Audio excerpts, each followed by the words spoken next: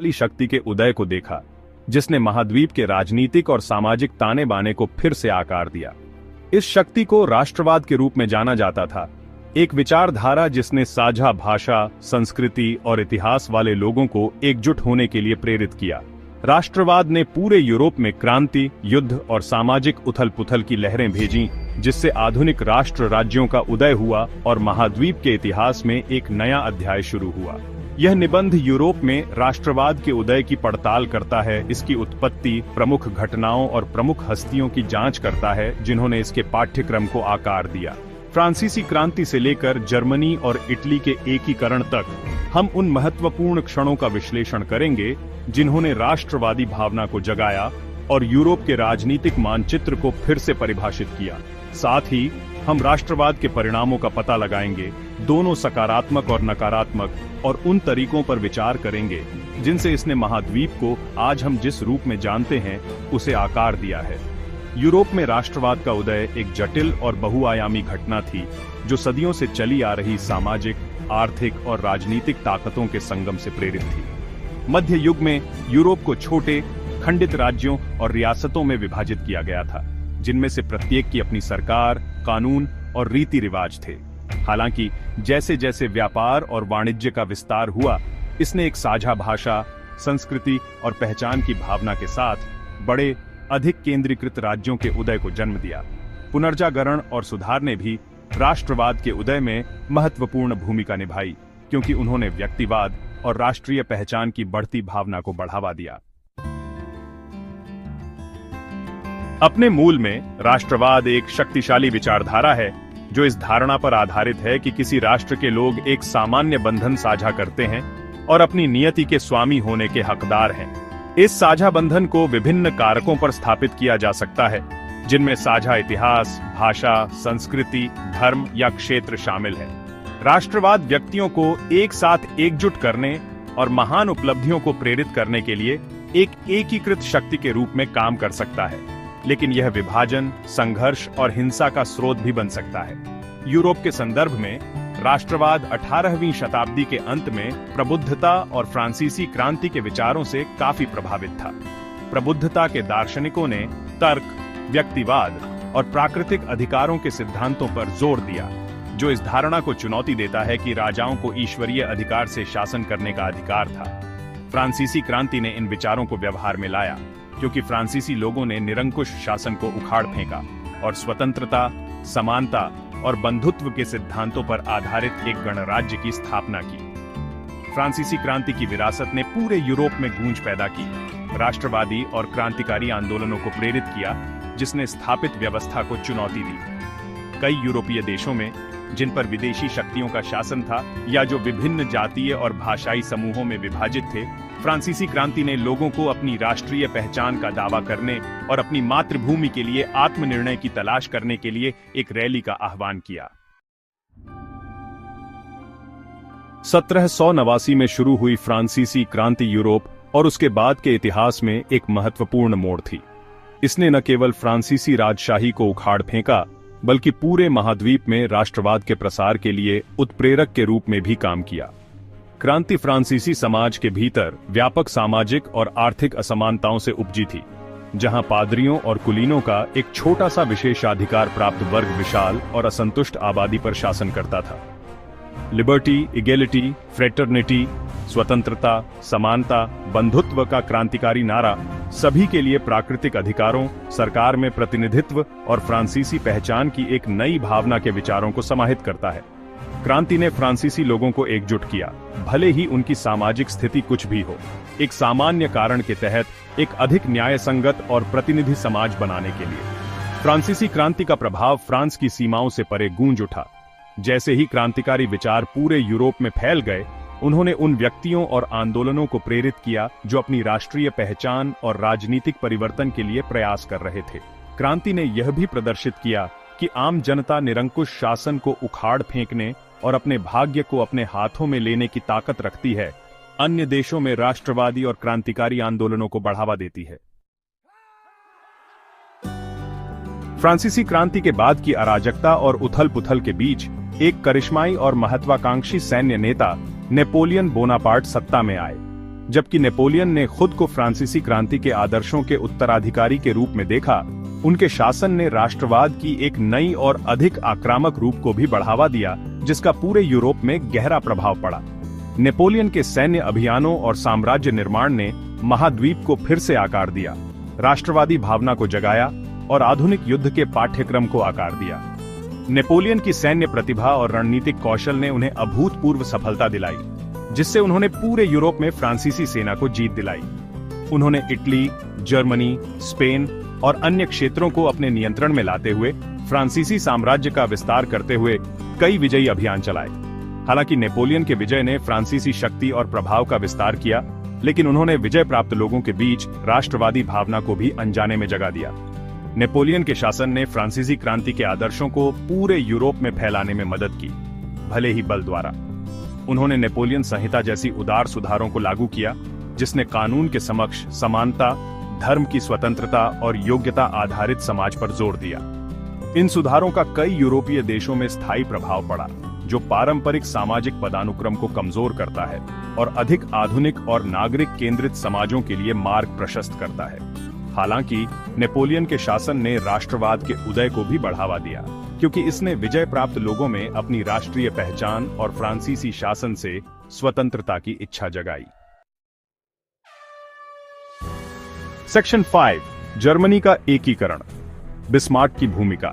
19वीं शताब्दी के मध्य में जर्मनी छोटे स्वतंत्र राज्यों का एक खंडित संग्रह बना रहा, जिनमें से प्रत्येक की अपनी सरकार, कानून और रीति रिवाज थे। हालांकि एक साझा भाषा, संस्कृति और इतिहास की भावना ने कई जर्मनों को एकजुट करने और एक एकल, एकीकृत जर्मन राष्ट्र राज्य बनाने की इच्छा को बढ़ावा दिया।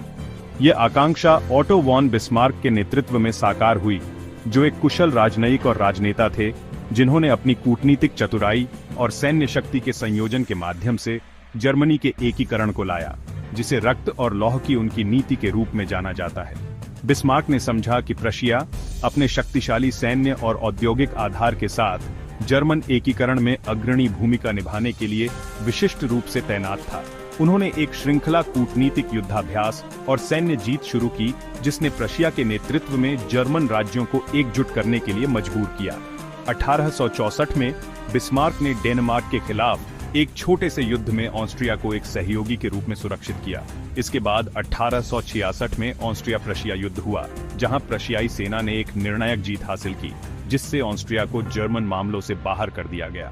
बिस्मार्क की रणनीति का अंतिम चरण फ्रांस के साथ एक युद्ध था, जिसे वह 1870 में फ्रैंको प्रशिया युद्ध को भड़काकर प्राप्त करने में सक्षम था। प्रशियाई सेना की निर्णायक जीत, जिसका समापन सेडान की लड़ाई में नेपोलियन तृतीय के आत्मसमर्पण के साथ हुआ, ने फ्रांस को पंगु बना दिया और जर्मन राष्ट्रवाद की भावना को एकजुट किया। 1871 में जर्मन साम्राज्य की घोषणा वर्साय के हॉल ऑन मिरर्स में की गई, जिसने जर्मन राज्यों को प्रशियाई नेतृत्व के तहत एकजुट किया और बिस्मार्क को लौह चांसलर के रूप में अपनी जगह सुरक्षित की। सेक्शन 6, इटली का एकीकरण, एक राष्ट्र का जन्म। जर्मनी की तरह इटली 19वीं शताब्दी के मध्य में छोटे स्वतंत्र राज्यों और विदेशी शक्तियों के नियंत्रण वाले क्षेत्र में विभाजित था।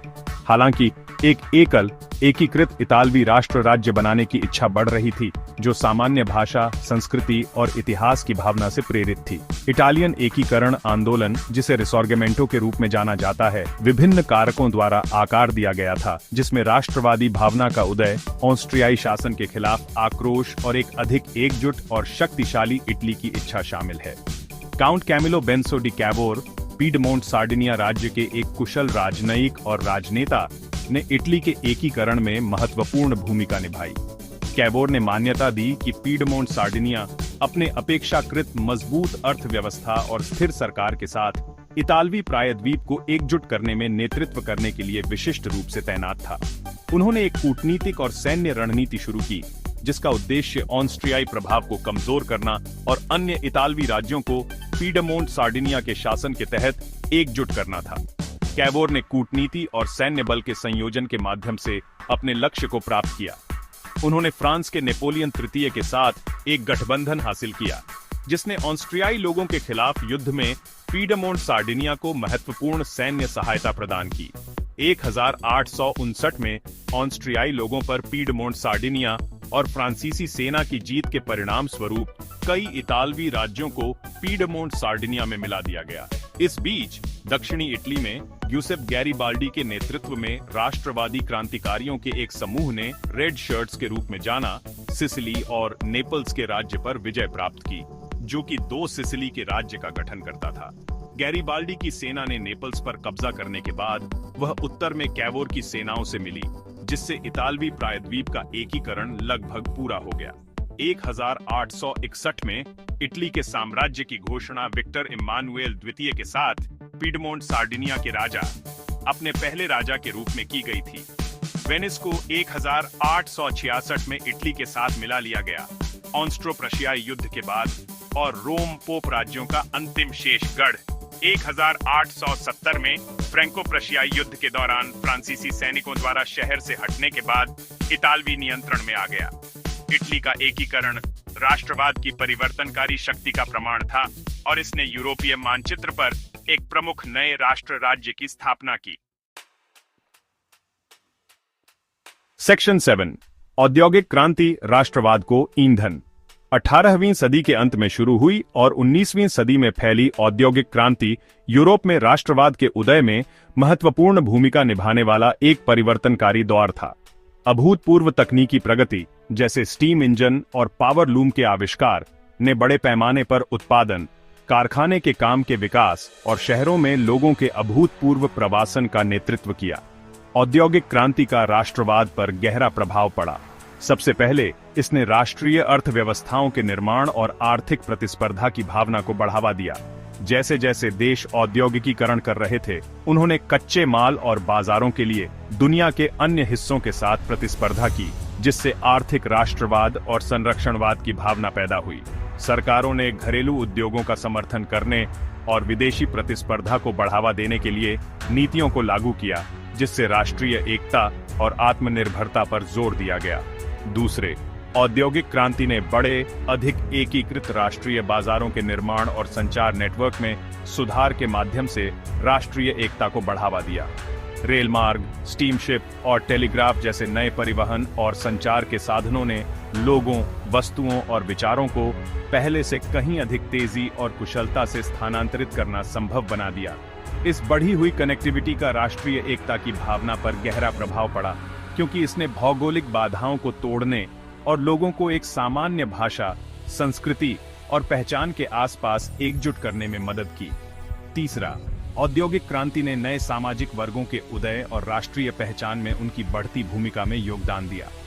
शहरी श्रमिक वर्ग या सर्वहारा वर्ग का उदय, साथ ही साथ पूंजीपतियों का एक बढ़ता हुआ मध्यम वर्ग जिसके पास कारखाने और व्यवसाय थे, ने सामाजिक संबंधों और राजनीतिक शक्ति की गतिशीलता को बदल दिया। ये नए सामाजिक वर्ग तेजी से राष्ट्रीय पहचान और राष्ट्रीय हितों के प्रति वफादारी की भावना से प्रभावित थे। सेक्शन 8 राष्ट्रवाद के परिणाम, एक नया यूरोप।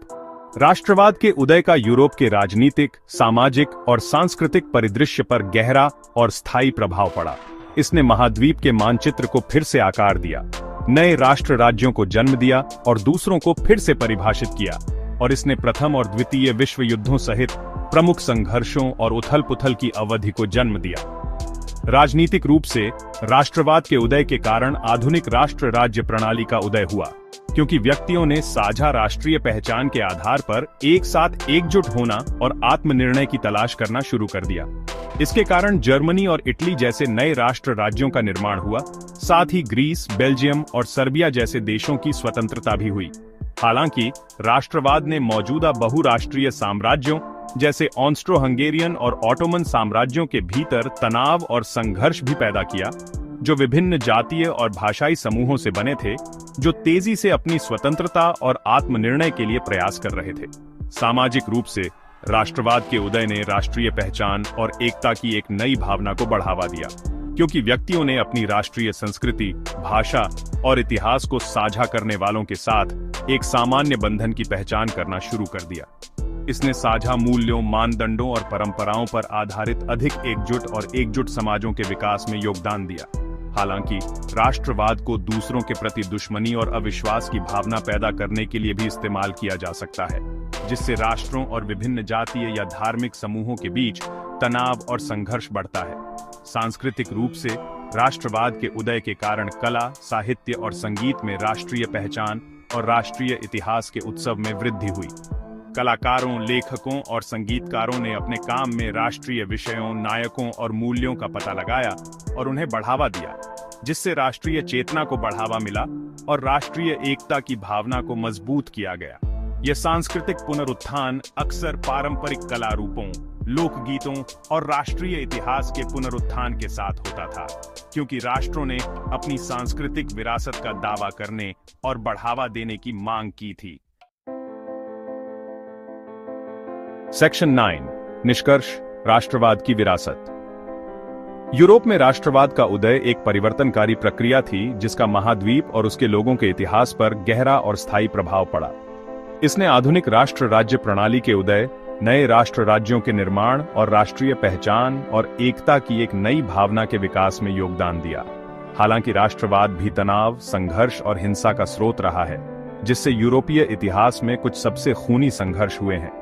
आज राष्ट्रवाद एक जटिल और बहुआयामी शक्ति बनी हुई है जो दुनिया भर में राजनीति और समाज को आकार देती है, जबकि राष्ट्रवाद का उपयोग सकारात्मक उद्देश्यों के लिए एक एकीकृत शक्ति के रूप में किया जा सकता है, जैसा कि प्राकृतिक आपदाओं के बाद राहत प्रयासों या अंतर्राष्ट्रीय खेल आयोजनों के दौरान राष्ट्रीय गौरव के प्रदर्शन में देखा गया है। इसे दूसरों के खिलाफ विभाजन, घृणा और हिंसा को बढ़ावा देने के लिए भी इस्तेमाल किया जा सकता है, जैसा कि हाल के वर्षों में राष्ट्रवादी और लोकलुभावन आंदोलनों के उदय से पता चलता है। जैसे जैसे हम वैश्वीकरण के युग में आगे बढ़ते हैं, जहां अंतर संबंध और अन्योन्याश्रयता पहले से कहीं अधिक महत्वपूर्ण है, ये समझना आवश्यक है कि राष्ट्रवाद की विरासत से सबक सीखना और समावेशी, न्याय संगत और शांतिपूर्ण समाजों को बढ़ावा देने के लिए प्रयास करना आवश्यक है, जो मानवता को एकजुट करने वाली सामान्य मानवता को पहचानते हैं। राष्ट्रवाद के द्वंद्वात्मक स्वरूप को पहचानकर अपनी एकजुट करने की क्षमता का दोहन करके और इसके विभाजनकारी पहलुओं के खिलाफ पहरा देकर हम एक अधिक न्याय संगत और शांतिपूर्ण दुनिया के निर्माण की दिशा में काम कर सकते हैं।